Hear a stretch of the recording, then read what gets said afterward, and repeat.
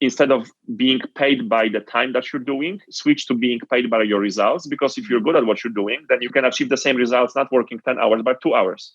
You're listening to Marek Zmyslowski, Polish entrepreneur and co-founder of Jumia Travel, which became Africa's first tech unicorn several years ago. If you're not familiar with the term, a unicorn is a privately held startup valued at over $1 billion. That's billion with a B. Marek has an amazing story about how he went from one of the most important tech entrepreneurs in Africa to landing on Interpol's most wanted list, and came out proving his innocence on the other side. It's a story he touches on here, but he shares it fully in his book, Chasing Black Unicorns. You'll find a link in the show notes. Marek's joined on this special 2-guest episode with his life partner, Yaritza Reyes, who rose from poverty in the Dominican Republic to reach first runner-up in Miss World 2016. And she's used that opportunity as a springboard to acting, filmmaking, and a lot more. But what's really exciting to me is how Marek and Yaritza have now fully embraced the solopreneur life and are paying it forward in a big way through their new nonprofit, Maya Foundation. As you'd expect, both have great advice on how you can transition to the solopreneur life and pay it forward too, and you're about to hear all about it, because Marek and Yaritza are today's guests on Solopreneur Success.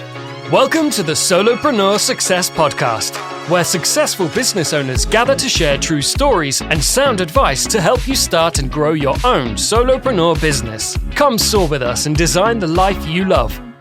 Now, here's your host, Steve Combs. Hello, solopreneurs. Today I'm excited to be joined by 2 guests. Besides being one of the most important tech entrepreneurs in Africa, Polish-born Marek Zmyslowski, who co-founded Jumia Travel, Africa's biggest hotel booking portal, and hotelonline.co, another travel site, has a fascinating story we're going to get into. And with him today is his life partner, Yaritza Reyes, who is probably best known as her title of Miss Dominican Republic Universe in 2013, first runner-up in Miss World competition in 2016, as well as a Dominican actress and TV host. But I have no doubt both Marek and Yaritza would prefer to be better known as the founders of Maya, an organization making a tremendous difference in the lives of young people in Africa today. So Marek, Yaritza, thank you both for joining me today. Thank you for having us and for the invitation. And that was a great introduction, was it? I'm blushing now. Thank God it's a podcast. If I cool that, I think I'll be blushing too, and that's impossible for me. And you both have a tremendous story, which I had to invite both of you on together because you do have this joint venture together of helping people. And I want to get into both of your stories. I think maybe we'll start with Marek first, and either one of you can jump in anytime it makes sense, because I know we don't do a whole lot of, three-way podcasts, but we're going to have fun with this. So that's okay. We're just going to enjoy our time together.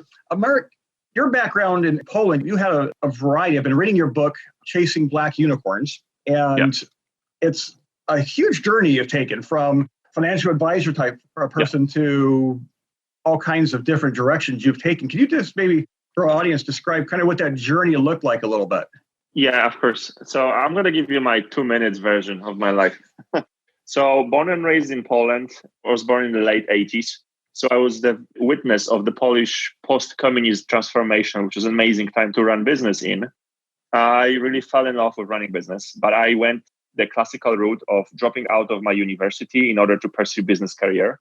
And in the early 2000s, I joined a financial services company. I was like employee number 5. When I was leaving after 3 years, there was like 5,000 of us. That's where I made some first real money. And obviously with the 2008 crash, everyone lost everything, plus some debts on top of it. So it was really, really crazy stuff. I barely got out of it with no debt because I fell in love with startups. Because at that time, you would watch CNN and you would see those hipsters sitting in the Starbucks in Silicon Valley, writing something on their MacBooks with their soya latte and making millions. And I figured if they can do this, I can do it as well. So that's a joke. But obviously, I'm looking at this jokingly now, but that's what really got me into startups. And among many ups and downs, I was able to build Poland's first nationwide marketplace for funeral services. I know it's a very crazy sector to go to, especially for a young guy. World. Everybody's dying to meet you. Everyone is not. Oh my God, that's a good one though. It's essentially, it's also like an event agency, really, when you look at how a funeral home is operating. And I met people who were at that time running one of the biggest e-commerce companies in the world, probably not that known outside in US, Because, in US, everyone knows Amazon. In China, everyone knows Alibaba. But also there's a third company called Rocket Internet that is like top 5 in terms of who's the biggest. They are not that known because they have different brands in different countries. And that they wanted to go into Africa and build the Amazon of Africa in a way. My experience with running funeral business, so running a business in a sector where not too many people really pay attention to online space, and running business in the early days of technology in Poland, apparently those type of experiences were super valuable for someone to launch an online business in Africa. And I got an offer I couldn't refuse. They sent me to Nigeria and they told me, this is the budget, run this business for us from scratch, grow this company. And if you survive and if you deliver some results, you're going to earn your shares. And just to finish my story, that was one of the most amazing adventures in my life because we were able to build this company to pretty a big size. We went public last year on New York Stock Exchange. But also when I launched another company of my own, also in Nigeria, that really got me into trouble because there was an attempt to kick me out of the company, give me an offer I couldn't refuse, but in the other direction, I was told that I have to give back my company for free. Otherwise, I will go to jail, essentially, because there was a corrupt police involved.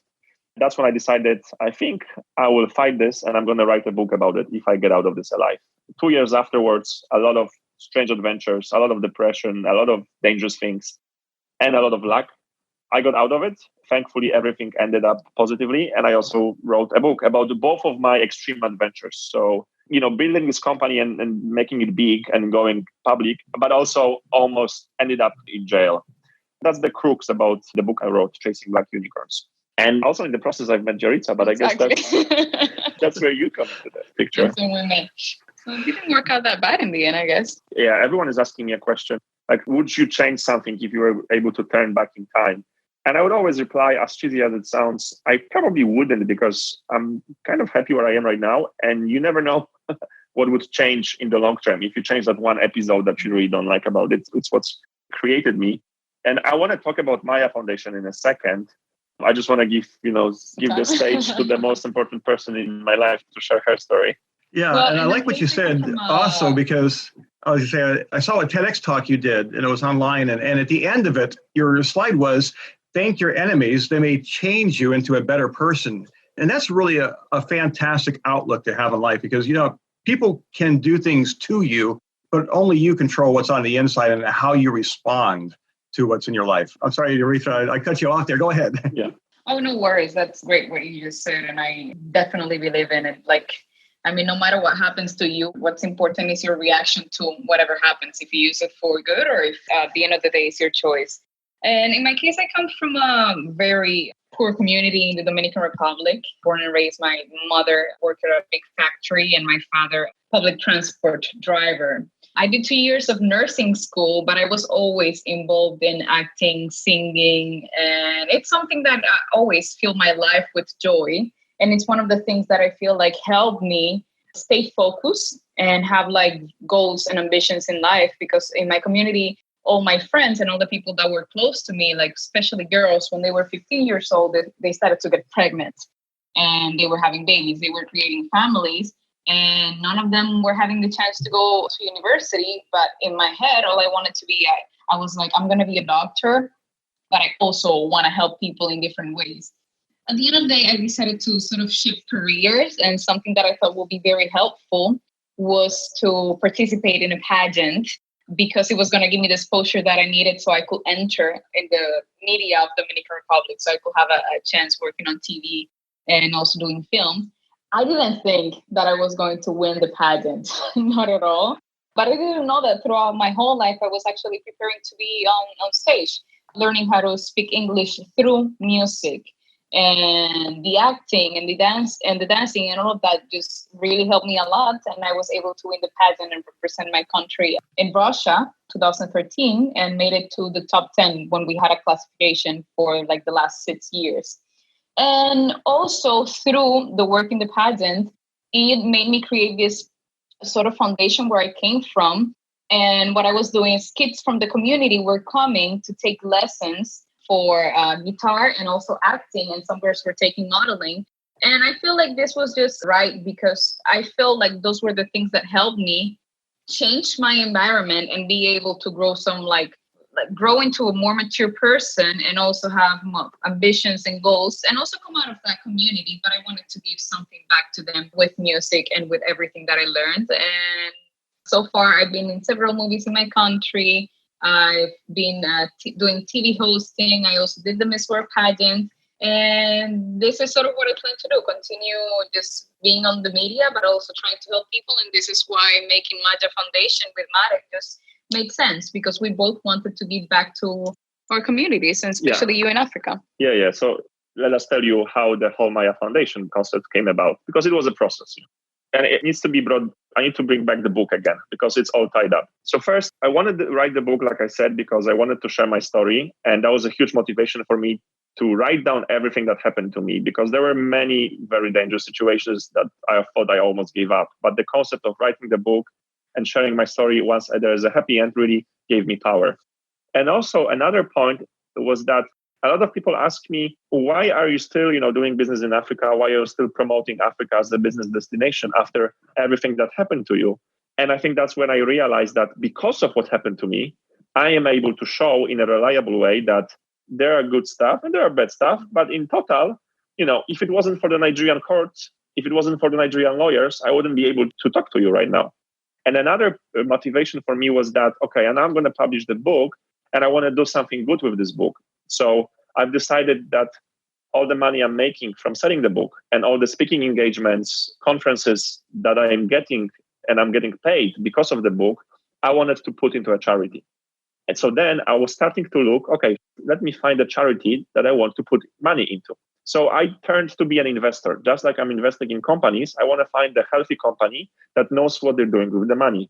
So I started to search a charity, but not like a guy that, invests only with heart.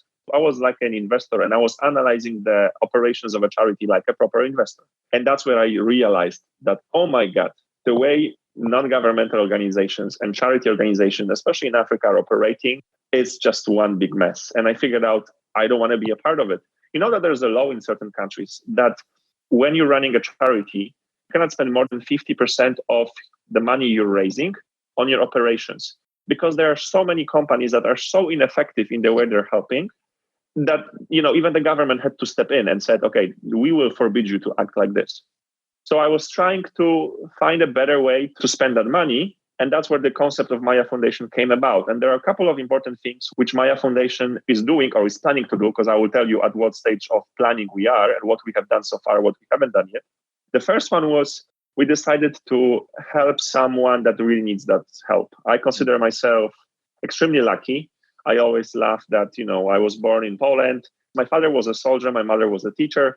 So, I was never hungry. Let's just put it this way. They always gave me the best education. So I was extremely lucky.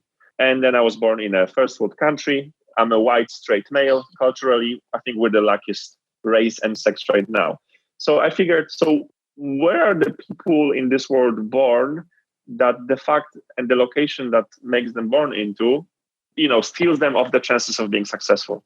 And I didn't have to look far because I was living in Nigeria at that point. So there's this state in Nigeria called Borno, and there's a village called Chibok, where you have extremely bad tribal system and religious system that basically if you're born there, you will never be able to have a normal life because you're going to get kidnapped or the terrorists will kill you. Forget about having access to education, TV, or even running water. And then Yaritza told me, well, Marek, first of all, if you want to do this, you have to focus only on women. Because obviously, yes, if you're a woman that is born in this state, you're going to probably be kidnapped by Boko Haram and you're going to be turned into a slave. A woman position in this environment is extremely low, not only in this region, but also in many regions of the world. And when you also focus on your help towards women, three things change. If you empower women, they will also empower their children. So if a woman understands the concept of education, their kids will also understand it because she will tell them they have to get education. If you empower women, they will, I think, respect them more up to this. So they probably won't have as many kids. They will focus on their own education. They will want to work and build their career and be more free, successful, etc. And I've also realized when you look at the numbers, when companies are governed by women, where countries are governed by women, there's science research about that. Countries perform better and companies perform better. So Yaritza came to me and she said, we have to help women only. And then I was like, okay, let me check the data. And she was actually right. Yeah, because women, like, it's just in our nature. Like, we're caregivers. So it's like you take care of your family, you take care of yourself, but you also think, like, you just think for others and you just want to keep on helping. It's in our nature. It's not like men don't do it, but for us, it's embedded. And that's what's happened with me and my family. And that's why also when I was doing the work in the Dominican Republic, the children there were like female, because that's simply you encourage the girls and then they're going to be sharing the good knowledge and they're going to be helping others because that's what we are. That's what we do. Yeah. And another point was that, I come from the technology background. So we're always trying to leverage technology in order to run company as efficient way as possible. So we're trying to run this foundation as efficient as possible using technology. So we don't need to have 5 people that one sends money to another one. And there's a huge chain of people that need to be in the process until the money is sent to the person that really needs that help. And by removing people from the process, we are more efficient, and you're also removing the possibility of someone stealing the money if there's less people involved. Another thing you have to take into account is that when you're sending different goods to Africa, for example, you're sending computers to Nigeria, or you're sending soap, or you're sending, I don't know, mosquito nets, whatever, everything that you send, you're actually creating competition to the local supplier, to the local manufacturer that now cannot produce his mosquito net because that village got all these mosquito nets from the Europe. So this guy goes bankrupt. So you also want to help in a way that doesn't kill the economy. And the most efficient way is just to send money. So you can use that money to buy stuff locally. But people are afraid to send money because money is easy to steal. So it's a vicious circle. So we try to also solve that issue. Send money directly to the people that are in need. I can talk more about how this is done, but really help them in the long term, not in the short term. So the last thing, and I'm going to finish this long story here already, is that we prefer to help small amount of people, but we want to help them as long as it's needed so they become independent. Instead of, it's always a hard choice. We prefer to give 1 meal a day to one kid for 5 years, 10 years, as long as that kid becomes a mature woman that is independent, than to give 1 meal to 1,000 kids in one day, because that is not a long-term effect on the environment. So we also figured we need to find a way to choose smaller amount of people that have a higher chance of success. And we will help them as long as it's needed, as they become independent, so they can help another. So this is like a butterfly effect. Oh my God, I'm speaking so much, but I guess that only shows you the level of passion we have. I see it completely. And one thing that really impresses me as well is both of you are so humble. I mean, you have, both of you, powerful backgrounds, which you're not using to promote yourself, but you're rather promoting the good of others. And that just speaks to my heart. I really love that about both of you, and I thank you for that. I do want to come back to Maya Foundation. But I know that you've developed businesses within Africa, and I'm wondering, you made a very interesting comment just a minute ago about not just sending goods to Africa, because what you're ending up doing is you're not providing a helpful thing. And of course, we're talking to an audience of solopreneurs and entrepreneurs, and there's like, okay, if I want to do business in Africa and I can't send goods there, how do I build a business that might better others and at the same time better my business?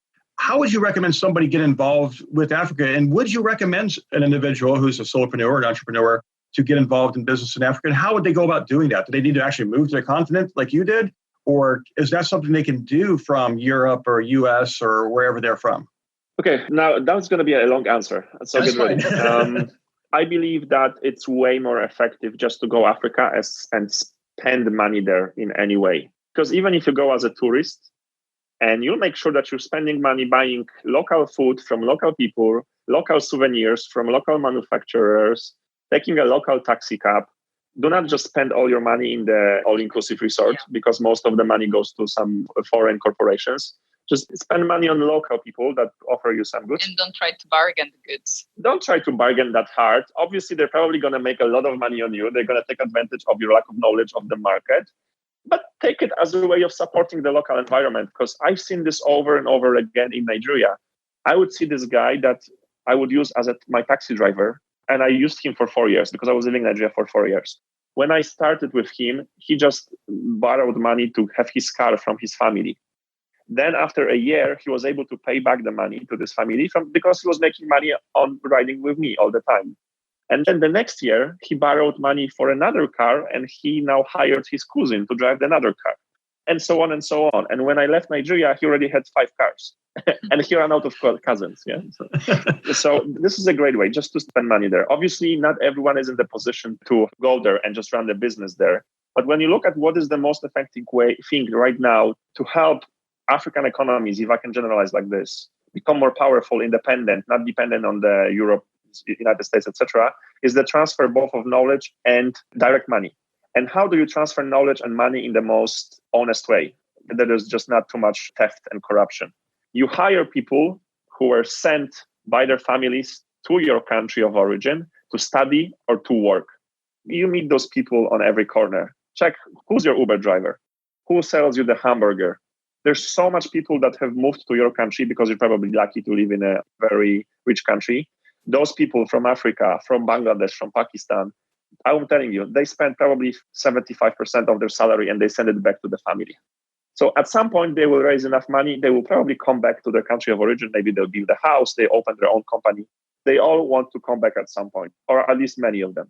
So I think that you can support by, not changing too much in your life without exposing yourself to too many risks. So how would you recommend finding folks that you can support? For example, I have a virtual assistant in the Philippines, for example. That's not Africa, but it is an opportunity to work with somebody in a different nation than what I'm in the United States.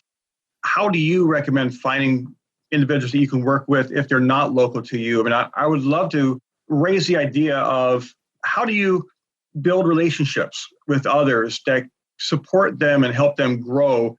And yet, obviously, as a business podcast, we need to look at it for the aspect of, is it realistic for a solopreneur, an entrepreneur who wants to build their business, working with someone else, that it makes sense? So it has to make, like you did the data, your research, what does it make sense for a nonprofit, for a for-profit business?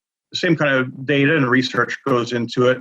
How do we best utilize resources that support others? And I know there's a lot of opportunities out there through like Upwork or what have you, that you can hire entrepreneurs who are working through third-party platforms. Any suggestions on how to begin those kind of relationships?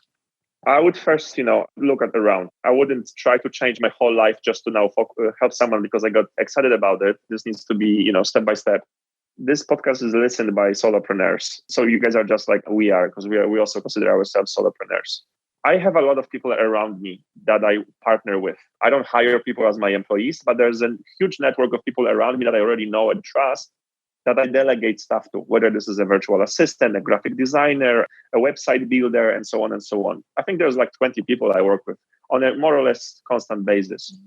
So those type of people, if you work with them remotely, then most likely you work with a lot of people with India or maybe with Asia, because these countries are a little bit more advanced than Africa because the education there was better, the internet connection is better, they're just more advanced economically. So it was easier for you to find them and probably you've worked with them. Now maybe go step backwards and for your next gig on Upwork or 99 Designs, find someone from Kenya or from Nigeria or from South Africa and take that leap of faith by giving them small tasks. If they don't perform, you haven't lost much. But get out of your comfort zone and give them the benefit of a doubt that they can be good as well. And move part of your delegated tasks to this type of regions. And that's how you are helping them. I have a funny story because I used to have a virtual assistant from Nigeria, but that was a big problem for me because if she was, for example, booking flights for me, she would call an airline and she would say, so yes, I am from Nigeria and I have this credit card of this Polish guy and I want to book a flight ticket. So obviously no one believed her. So you can't delegate everything, but obviously you can delegate a lot. Just look at all those people around you. What type of services do you need? Find out if maybe you can get a better value for money looking at this particular geography. That's how you're helping the money flow between economies. Yeah. And I'm doing the same thing. I just want to kind of get your thoughts on it because I share my thoughts occasionally on the podcast, but I love to hear different perspectives. And I found the exact same thing. When you try to look for opportunities, you can definitely save money by hiring out, but it's a win-win because they're actually raising their living standard when they work with you for a reasonable rate. And it's reasonable for both sides because it's less expensive than hiring first world. But at the same time, they're getting an increased standard of living and growing, not just in money, but also the ability to communicate, for example, in English or whatever language you use. And I found that's really powerful. And I go out of my way to work with folks who are in other nations now because I see the value there for both sides. It's not a me taking advantage of somebody. It's a actual relationship. It's a business relationship that makes sense for both sides. And that's always powerful. And it's partnering. Well, because as a solopreneur, you're not, like you said, you're not hiring somebody. They're not your employee. You don't give them a W-2 if you're in the US or wherever. But you are building a relationship where they have a business they're growing and you have a business you're growing and you both benefit. And you mentioned that you're both solopreneurs. So I'd love for each of you to tell me a little bit about what do you do on the business side of things today? Baby, go ahead. Well, in my case, most of my business is done through acting and also modeling. Something that also has like coming from a third world country, and it's this eagerness that we have to show others that we can, and it's this thing hunger, it's this hunger, and it's like you just whatever task you are given, you just want to prove people that you know how to do it, that it doesn't matter where you're based or where you come from. Like if you get the knowledge and you're given the opportunity, you're going to exceed at the job, because that's basically part of my story. It's like coming from a poor neighborhood, and I want to show everyone that there's smart people coming from the hood. Like there's people that are willing to put their countries in a higher place because they were always told otherwise. They were always told that it was not like that. So like, for example, in my country, like there's right now a lot of people going to make films there. And it's like half and half. Half of the equipment and people that work there, they need to be Dominican, and the other part can be from another country. And then they have some incentives with taxes to work there. And that's how our economy and that's how our film industry has grown, because it was also, okay, like just come here. We're going to make it like sort of easier for you with the taxes. But then we're also going to be able to show you and prove you that what we're doing is right. And you're going to have a very good quality. We have a lot of films from Hollywood that are being recorded in my country because we were given the chance, we were given the opportunity to show them that we have the right equipment, the right technicians, and we're just so eager to be able to be putting out there and just work. That's awesome. You also did TV hosting, I believe you said at one point. How did you get involved in television? Was that before acting, or how did that come about?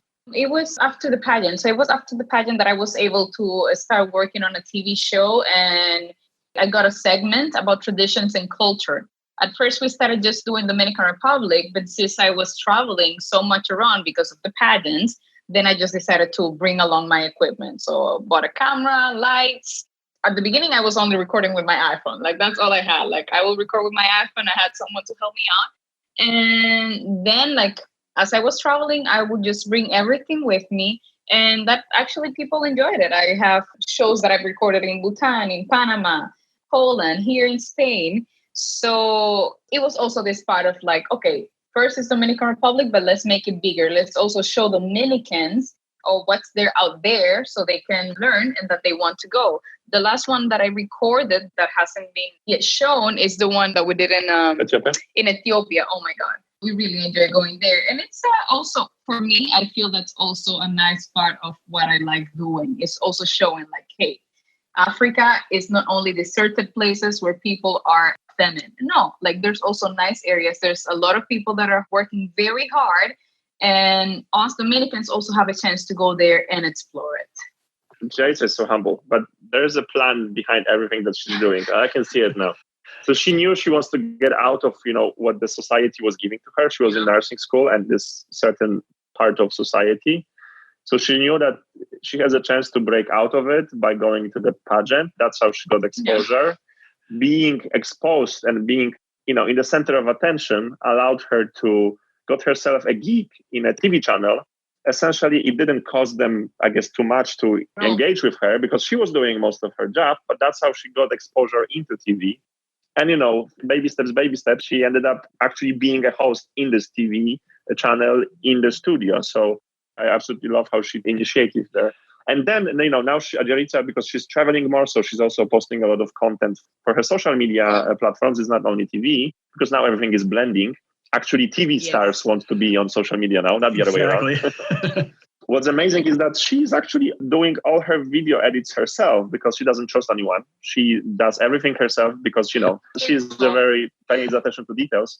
And I look at her videos and I'm like, how is that possible that she didn't have a professional editor? Because, the months spent of working with the TV guys, you're just getting that experience from them. And, she wasn't even paid in the beginning by the TV station, but she knew what she was doing, So sometimes you just have to do that as well. You just work for free, you scale up, and then you're going to get what you deserve. That's great advice, whether you're in business or you're taking a career path, because really showcasing value, that's how you grow. And you get to, when you show what you can do, you're going to get interest. Oh, that's awesome. And Marek, how about you? What are you up to these days? I know you've been busy in a lot of different areas. What are you up to? Yeah, so there were a couple of stages in my life, and I was able to see those stages when I wrote this book. Yeah, first I was really this like a young wolf of Wall Street, almost like hungry guy to make business, etc. And I got all this. Like I was 20 something, 21, I think. I had my first car, a cabrio car and a huge apartment and my first million. Then I got depressed. I figured out that this is not what I want to do. And then I learned that you call this burning out. I didn't know that this is burning out at that point. So I lost all my money. The crisis came. Then I fell in love with startups. And that's really, in those startups, I built my first huge organization, because we went from 0 employees to essentially 3,000 in 4 years in Africa, and we did an IPO. But then I got myself into this trouble with Interpol. And the last 2 years of my life was really about writing the book with my left hand and writing court documents with my right hand. And I really took these 2 years to deal with this, recover from it, and maybe also got more mature and more humble. And obviously, I'm an entrepreneur in my blood, what I've realized, but I really fell in love and I appreciated the fact of being on your own, because obviously I couldn't run a business anymore, not being able to travel and having to go to court every couple of weeks and not knowing how it's going to happen. Obviously, running a business wasn't for me. So I had to switch, even I liked it or not, to more of an advisory role in different businesses, because a lot of people that saw what happened to me, they were like, oh, I want to pay this guy, so this doesn't happen to me. So I turned more into an advisor. I really value this because it gives you way more freedom. I've done a couple of business angel investments into startups in the process, but I've realized that being an investor is not for me, because if you want to invest in companies, you have to be able to detach from the emotional part of the business. You need to look at the numbers. I'm very emotional, and I would invest in companies just because I like the founder, and he was running a business that I wanted to run on my own anyway. So I was kind of like, buying a gifts for myself that I couldn't get when I was a kid, in a way. So this didn't work for me. So now, going through all this, there are 2 companies which I'm kind of playing an advisory role, because they're already pretty big and they're doing a lot of stuff in Africa. I'm helping them with launching new countries. I did this with Glovo, which is the European biggest competitor to Uber Eats. There's also an AI company that does marketing for big retail brands. I also help them establish themselves in 3 African countries. There's also a solar company, which I got myself more involved in, and I'm helping them launch. And I like this role. I'm really enjoying where I am right now, because I'm having access to many different companies in many different sectors. I'm learning a lot, and I'm owning my own time. I'm able to either work more at home or travel more, depending what Yaritza is doing. Because, her work is that she may be in home for like 6 months, and she's just getting ready, preparing, practicing movies. And then for 3 months or 6 months, she's on the road every day because they're shooting somewhere, And me having this solopreneur now lifestyle, not being responsible for 100 people in the office waiting for me, I can join her and kind of adjust my life to be closer to her. So that's very enjoyable. So I guess now I'm half an author, half an advisor. It's so hard to, when you're a solopreneur, and probably many people ask you what you're doing, it's hard to explain sometimes what you're doing, right? Because you're not a doctor or an engineer anymore. This is a totally new definition of life activity. And if you want to use the old school definitions, then you probably say 10 things at once, because you know a bit of everything. Exactly. Or you tell whoever you're talking to based on the relationship you have with them. I had a call with somebody yesterday. It wasn't a podcast call, just a networking conversation by Zoom, being in coronavirus times right now. And it's like, what do you do? It's like, oh, well, here's I do this, and I do this, and I do this, and I do this. And the funny thing is, what do you say? Because, you have multiple roles. And sure, you can, as a solopreneur, focus strictly on one area, but it is kind of cool that you could really broaden your horizons. You're not limited creatively when you're your own boss. You can do whatever you really want to. It's just a matter of what's your bandwidth. And obviously you have to, use wisdom so you don't stretch yourself so thin you can't accomplish anything. But you have to find someone that pays for it. For sure. So if somebody wants to be a solopreneur, let's say that somebody's listening to us and they're not a solopreneur. They're still in the corporate life, or maybe they're an entrepreneur and they have a huge business, but they would like that kind of lifestyle like we enjoy. what would you, either one of you, recommend as far as what do you look for in starting a solopreneur business, or how do you become successful getting started? Because you both have very different stories in getting started, but very powerful stories. Now, I'd love to hear what your perspective is on someone who wants to get started as a solopreneur, or maybe they have something, but they're not really doing a whole lot with it. It's maybe they're still working the job to pay the bills, but they have this bigger dream. How do you keep going in solopreneurship? How would you recommend somebody get started? So I kind of didn't have a choice because I had to switch, as you remember. And I assume this is a question for people can't just afford now to, leave the job and figure it out for a year because they don't want to risk losing all their savings. Yeah. So obviously this has to be done in baby steps. I guess the first step is you need to create space for yourself to even think about this.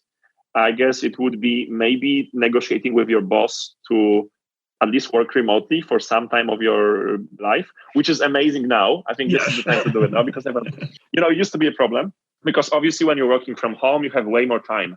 You don't spend time on commuting, etc. You have more energy, etc. You can create that space for yourself.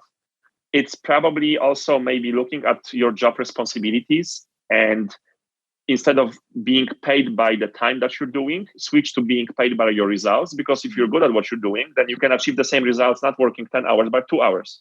So you've done all you were supposed to do in terms of results for the first 2 hours of your day. Now you have way more time. But if someone is paid by the hour, then obviously this is going to be way more challenging. So I think my first step would be first create space to try a lot of different things because we're going to be trial and error. We're probably going to fail the first time. So you want to create an environment that allows you to try new things and make mistakes, but you can't afford to make a mistake and lose everything. You have to create an environment that allows you to try different things, but always have that safety net, which is your main job. So baby steps. Yeah, I think that would be my first step. Exactly. Risk management. Yeah. Obviously, everyone is trying to find a business model, an area that allows you to make more money. Like if you've been an engineer for 20 years, like if you're now trying paintings, or become a marathon runner or whatever that can allow you to make money and have a different lifestyle, that's probably going to be a very, very challenging. If you want to maximize the probability of you making that switch, that leap of faith cannot be too big. You probably want to do something around your area expertise that you've already done. I don't know, an engineer might want to start a podcast about engineering. He might want to switch from working for a big company to finding a couple of clients, getting big projects for them and doing this independently. As long as you don't have a non-compete, there is no conflict of interest with what you're doing now. So to sum up, I would probably lay down every skill that I know I have, every unusual knowledge that I know I have that is not so common, and try to leverage this. Basically, what do I like to do? And are there people that will pay me to do that? Exactly. I don't know. I know that's very general, but that's really all there is. You have to keep trying. I don't think there's any hidden knowledge, any secret to this. There's this rule: create space, find what you can do else that people will pay for. You're probably going to try 100 times. Keep trying. Yeah? Or also just be an intern somewhere that you feel like you might get the knowledge that you need to do whatever business you want to get yourself into. So you just start doing the jobs, like you are assistant to someone, you get the skills. Therefore, like if you have this safety net of the job that you're still doing, like your current job, and then in the time that you have available, you're interning for someone else or you're just assisting, then it's going to be a lot of work, but still like, you're going to get more knowledge towards what you want to do. And then you're going to find yourself at a moment where you can jump and take this leap of faith into the business that you've been getting the knowledge already. Just not jump into like this nothingness and like, okay, now what? What if you fail? Although it probably might work for some people. They say that once you have a gun next to your head, people really perform better. But it's very risky. I doubt it. Probably not mathematics. No. Yes, and I love that point about the internship. That can happen through training, by paid training, or you can get a coach, or you can work with some company that is doing the kind of work that you want to grow in. Those are all great ideas. And that's kind of the tradition that used to be in society was, as trade skills. If you want to be a mason, you would come up, in masonry under somebody who's a master craftsman and learn from that person. And eventually you would get to the point where you could start your own business. Now we've kind of accelerated that curve. You could probably gain the skills you need to know to become a very successful entrepreneur or solopreneur within months or a couple of years at the most in most types of trades.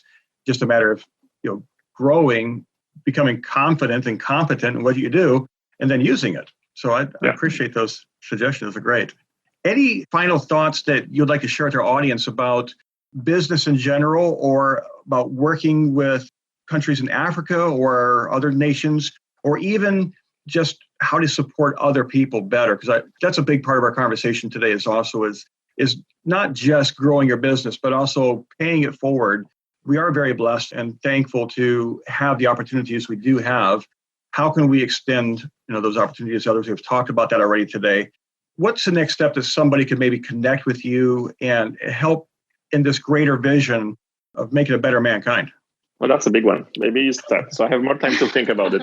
I mean, like right now, a big tool that you can use is any sort of social media. Either it's Facebook, either it's Instagram, LinkedIn. Like there's so many ways to connect with the people that you feel like you would like to work with or help them, or that you need their help. Like on a regular basis, I'm always getting questions from people that feel I could help them with something, even if it's just an advice. So we're very much open to that. If anyone wants to come close to us, like they can just write us a message, because I mean, like it's just so close. Like you have it in your hand. You have such a powerful tool just as a smartphone, and it can make you connect with a lot of people.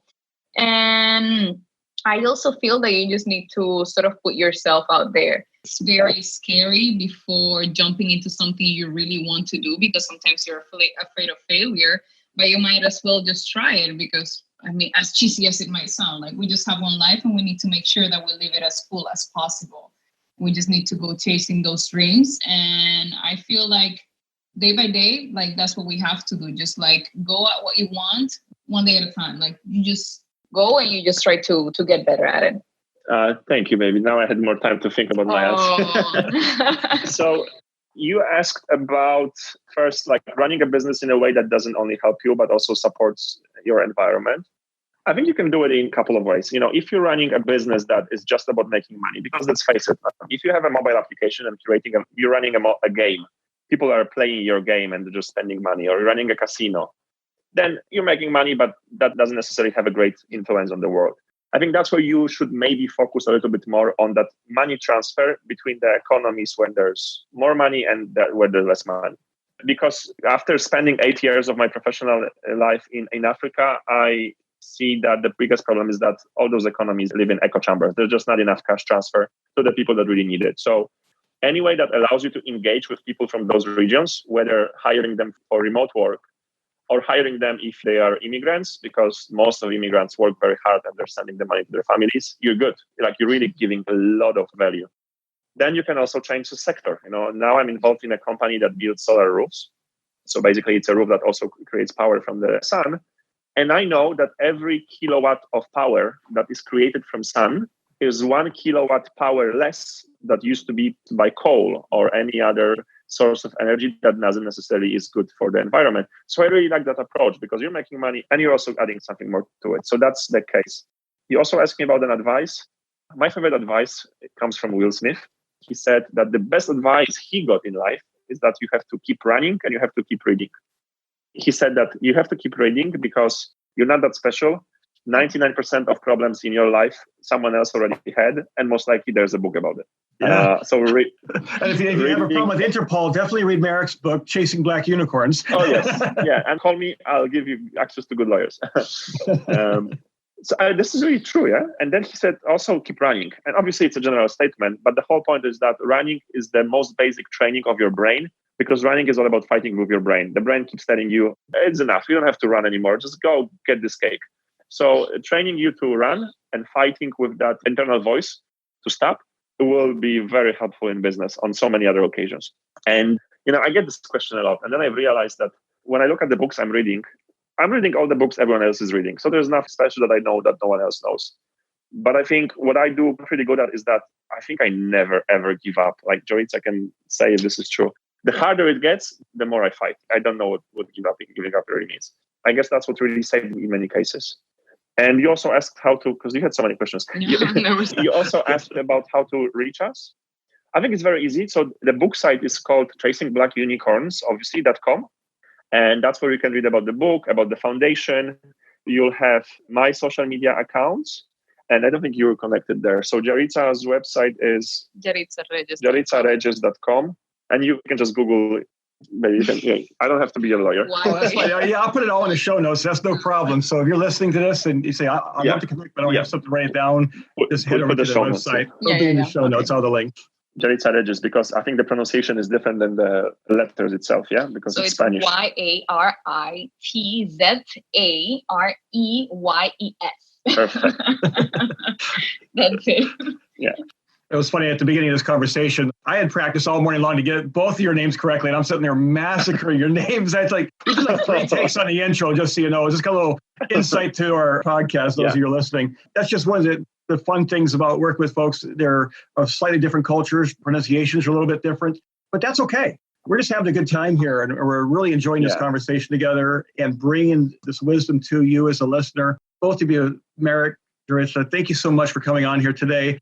I'm really pleased to be able to bring your wisdom and your knowledge and your experiences to our audience. I want to just thank you for coming on. Oh, thanks so much for having us. I love what you're doing. I've listened to a couple of your podcasts. I think the last one was about affiliate marketing, also a very interesting one. Yeah, and anytime you want to, if you like talking, tell us. Yeah, for me it was a great pleasure as well to be able to talk to you. So nothing, it was great. Thank you for listening to the Solopreneur Success Podcast. We hope you discovered valuable advice on how to start and grow your own successful solopreneur business. If you liked the podcast, you'll love the all-new Solopreneur Success Connections community at solopreneurcoach.com. Here you'll get exclusive access to our private, members-only community of business builders, free business building resources, and live online monthly training designed to accelerate your business success. Join us now at solopreneurcoach.com.